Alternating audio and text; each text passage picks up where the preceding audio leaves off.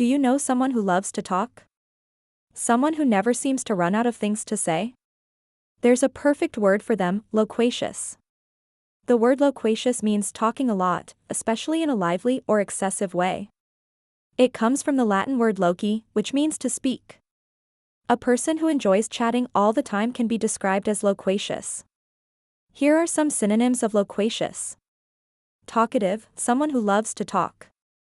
Chatty, friendly and informal in conversation. Verbose, using too many words.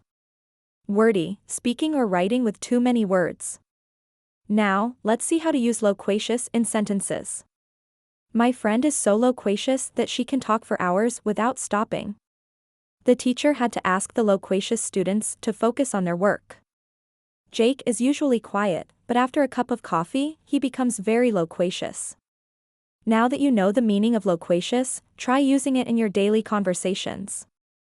Want to learn more interesting words? Subscribe to Thesaurus Thrive and improve your vocabulary effortlessly.